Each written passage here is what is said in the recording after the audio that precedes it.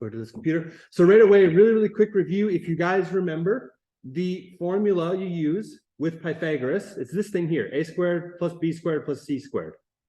That's what that formula is. Now, if you remember what Pythagoras is, like, okay, that's the formula, but when do you actually use Pythagoras? Whenever you have a right triangle and you have two of those three sides, you can use it to find that third side, right? We know a triangle is right when it has a little square in there. It's a 90-degree. It's this pure straight line that goes straight up in the air. It's used everywhere in real life, as you're going to see. It's used a heck of a lot when building houses, building anything really. Like anything that's like modern infrastructure, it's used all over the place. So we're going to do a quick review of it. If you remember, though, that is the formula, and we use it when we have two sides of a right triangle, we use this formula to find the third side. That's what Pythagoras is.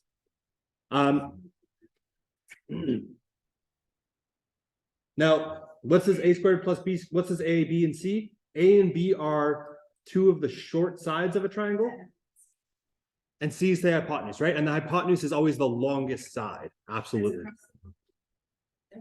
Yeah, so it's always directly opposite of the right angle. That's exactly right. So it's either the longest side. If you're not sure, it's directly opposite of that right angle. So before, what we had you guys do is we had you manipulate equations to be able to find stuff. You would label if you remember, you would label the triangle, and then you would input that c squared equals a squared plus b squared. And then if it was one of those ones where you knew what the hypotenuse was, you knew what another side was, but you didn't know what this last side was, that's where we got into that whole algebra part. And that was something a lot of people struggle with, and that's okay. A lot of people do. You don't have to worry about that anymore. We're not dealing with manipulating equations this time. In this specific case, what we're actually getting here is these three things. If you're trying to find C, boom, there it is. If you're trying to find A, boom, there it is. If you're trying to find B, that's exactly how you do it. Exactly what you see right there. So now you just need to remember those three things, and that would help you solve that as well. And again, the whole like Pythagoras thing is not like the core thing we're focused on. It's a review for some stuff that we need moving forward. So if you're trying to find B, like that's the side you're trying to find. Like just for example here, don't write this in. Maybe you knew that A was, I don't know, 6 centimeters and C was 10 centimeters. You could then like, oh, I'm trying to find B. I'm going to use this formula right here. I'm going to take C, square it, take away a squared A. Boom, that's what it is. So I have an example here, a pre-made example here, just as a nice refresher here. Oops, that's not what I meant to do. So can we use like decimals? Like You usually do one around it, yeah. But so again, if you're trying to find the hypotenuse, you're going to add the squares of the other side. So you're going to take your A, you're going to square it. You're going to take your B, you're going to square it, add them together, and take the square root. If you want to find one of those shorter sides, you can just use one of these other formulas here, and it involves taking it away in this case. So, like if you're trying to find out A, so do C, take away B. C squared, take away B squared. Yeah. Yeah. So you want to square it first. So if you you have to square it. Yeah. Well, yeah, I did that, but we do like 12 times 12, like that. That's squaring it. Yeah. Yeah. And then minus number, like 4 times 4 is. Yeah, and that's and then you take the square root of that. That's exactly it. So we'll work through it.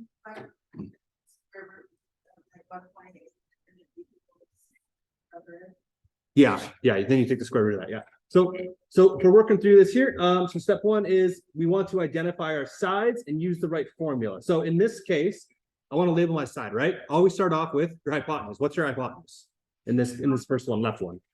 First one? Yeah, in the left one. Well, C is, but which side? Yeah, it's this one, right? So I'm just going to put C there, right? That's my hypotenuse. It's the one that's not numbered in this case. It's opposite of that right angle. Again, we just a quick review of it. We've spent some time on this. You guys were quite good with labeling the sides. So yeah, that's our hypotenuse right there. all of a sudden, what am I trying to find? I'm trying to find C. So I go up to my formulas. I know that this is the one here that I'm trying to find. Is that area though? The green point. The area. Oh, no, no, we're just looking for the length of this line. Yeah. So then all I'm going to do is I'm going to, step one was identify my sides, put the right formula in. So it's, I know I'm trying to find C squared, so I'm going to make this bigger, make this red. I'm just going to type it in, write it in. Yeah, so it's C squared is equal to, like what my formula says all the way up here is A squared plus B squared. This is the one that we're most used to. Oops. So now, so step one is I found my formula and I substitute my stuff in. I don't know what C squared is, but I know that A is, does it matter which one I label what? No, as long as I know what the hypotenuse is, this A can be A or it can be B, doesn't matter. As long as you. Do we have to? B squared plus B squared equals C squared. You can do it that way too, sure, yeah. Yeah, why not? Because y'all get the same answer. You'll get the exact same answer, yeah. So I'm just gonna put, so this one's gonna be 8 squared here. Plus 6 squared. Again, if you wanted to skip a step, you could just be like, oh, 8 squared, that's 64. You can put 64 plus 36, which is what that is. So Or just 10. yeah. So yeah, step one was identify my sides, use the right formula. I've done that. Step two is square the sides. 8 squared, that's 8 times 8, that's 64. Plus 6 squared, that's 36. C squared. Cool. So now the third step is the second part of the third step, second step is I just need to add those up. So 64 plus 36 is 100.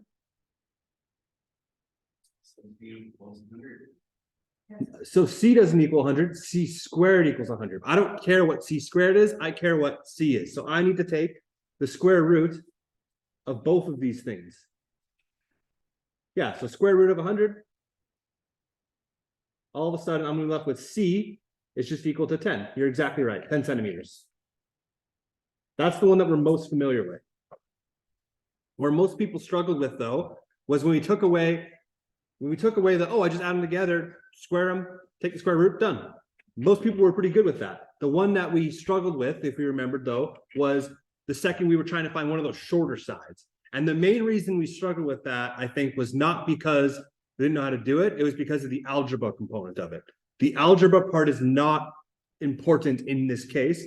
So that's why you can just go straight to one of these two. If you find an A, if you find an B, that's what you do. So in this case, I'm gonna do the same thing. Step one, identify my sides, use that right formula. In this case, which one's my hypotenuse? 12, yeah, that's one opposite of my right angle. So I'm just gonna label the other remaining two sides A and B. It doesn't matter which one's A, it doesn't matter which one's B, as long as I have my hypotenuse labeled correctly. Oh, I didn't mean to put an H, I meant to put a C there. So step one is find the right formula. I'm trying to find A in this case. A is the only thing that doesn't have a number beside it. We know C is 12, B is 4. So I'm trying to find A. My formula to find A is right here. A squared equals C squared minus B squared. So A squared is equal to C squared minus B squared. If you want to just do it like the algebra way, you can do that too, but not everyone knows how to do that.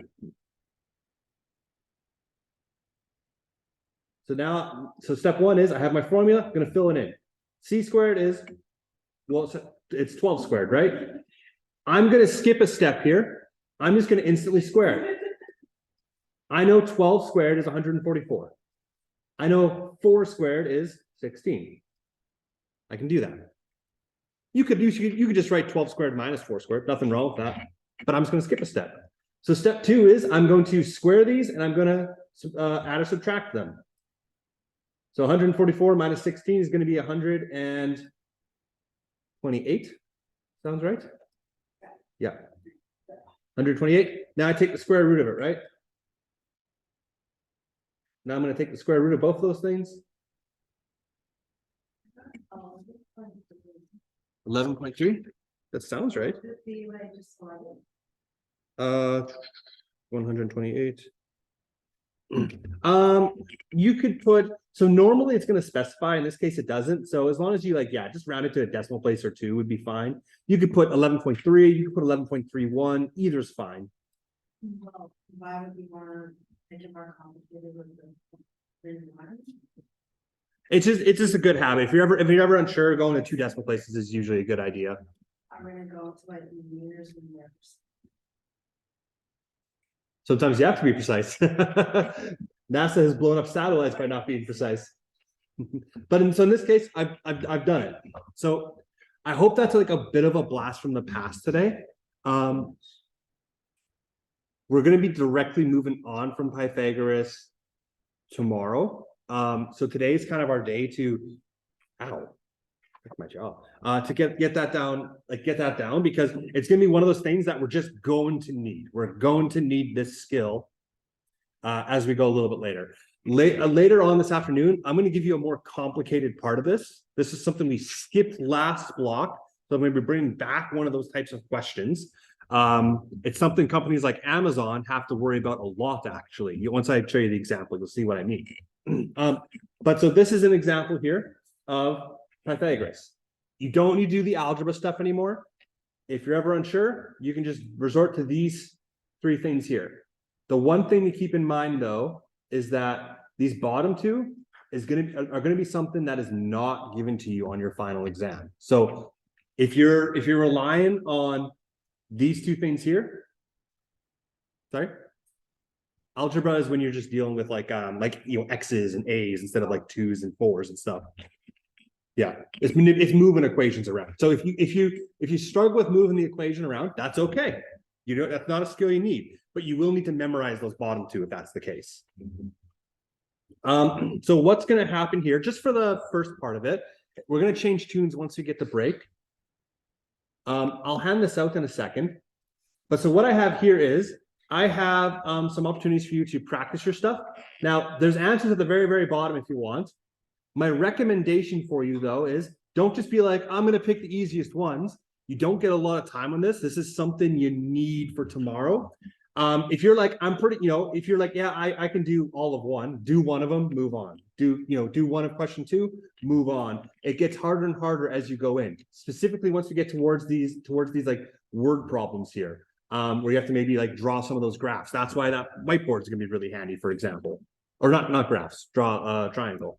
Some of these bottom ones here are a little bit, they require a little bit more manipulation of it. So I will hand this out here, but this is just something, test yourself, right? Don't go for the easiest things. Go for the things that are gonna challenge you. I'm here. Sorry? Yeah. we need it. We need it for this upcoming unit here. So you're going to get the first half of this class to work on that. I have something else planned for when we return after the break. I'm going to pause this. I'm recording. So this is something that a lot of businesses, any business that gets stuff, whether it's like, your person who does like crafts on the side on Etsy, or it's big hands on, any business that mails stuff, they have to take into consideration size of box. So when they're mailing stuff, there's certain dimensions that you can't fit the square in the box, right? You can only fit so much stuff in there. Most people know, of course, there's the height, there's the width, there's the length that it's across, right? 3D object. But then when you're ever trying to take an object, put it in a box, and you have to like put it like diagonal or something, so it's not just flat in, but it's kind of like a little bit of an angle. That's something that businesses also have to try and think. So like, let's imagine, for example, someone who sells a model of this crappy wooden sword. Not this guy, but I'm like, yeah, I sell half the size of this, and this is the box I use, and we don't get that. And I want to know, I didn't get this, yes. And I want to know, can fit in this box. This door obviously can, maybe one that's half the size of it. I don't know. Usually people who sell stuff, they have to buy like 5,000 boxes, large number of boxes all at once. They might have quantities, right? They want to make sure that it's going to fit. So what I have up here is that exact box I was just using. That's the dimensions of it. This box, I'll have that in a second, so you know. But this box is 38.5 centimeters long. It is sorry, it's supposed to be 30 centimeters tall. I'll change that. It's supposed to be 30 centimeters tall, and then 24 centimeters across. That's what that box is. I'm just gonna change that right now, because that's it's gonna cause issues otherwise.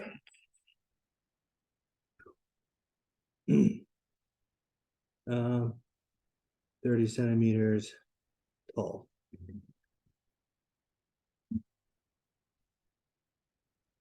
Here we go. So, oops. Hope no one saw that. Kind of spoils it. So what I want to know is, what's the biggest object I can fit in this box? Not going in like straight like this, but going in to the tank. So that's touching this very top corner, and it's going through to the opposite side like that. So it kind of be resting like that, just at an angle. Add 8.5 to it. Not quite. So. 1, 2, How much is that? 38.5 or. 38.5 square plus. Equals like that diagonal. Well, let's figure it's going. So this is something it's really tricky. It's not going to be hard. It's tricky logic. So that's what we're going to work with. So first off, I'm gonna hand out just so you guys don't have to like draw it and stuff. I'm gonna hand out just a quick handout of that. It's just like hold it. Well, you can't hold. So what I want you to do though is I put the 30 centimeters on the wrong place here. And I can get you guys to put that on the height of it. So it should be 30 centimeters tall. I don't know why I made that mistake, but I did, but it's 30 centimeters tall.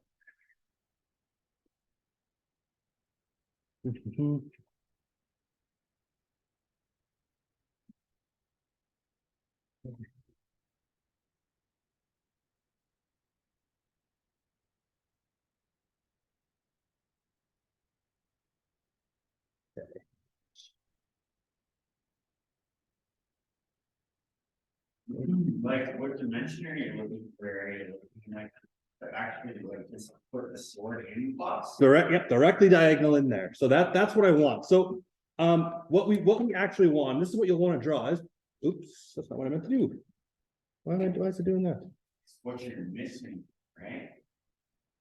So what I actually want to do is, if you can imagine this, oh my gosh. I'm trying to fit that sword from the very top part of the back end of the box to the bottom of the front end. Like I said, it goes in at a diagonal. Because that gives you more space, right? That's going to give you a little bit more space to work with. That's literally halfway of that goddamn sword. Something like that. So, so I'll give you a hint. It's going to involve triangles and Pythagoras. That's what we've been working on all day. I'm not expecting you guys to be able to do it. It's a very difficult question. But I just want to hear your thoughts on how do you think, like, what's some experiments we could do to try and figure it out?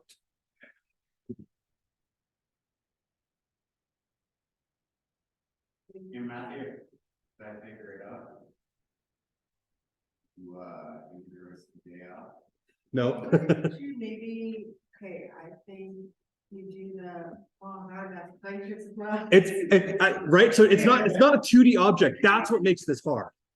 Like just the box square or and then add 24 centimeters to it. Oh, so what you're saying is Like if it's 24 this way, right?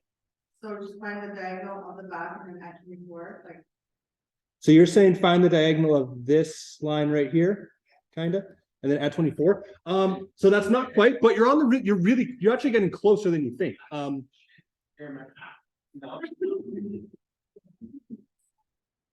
Yeah. So that's not it, but you're on the right track. This is a square, right? We know we need to work with triangles.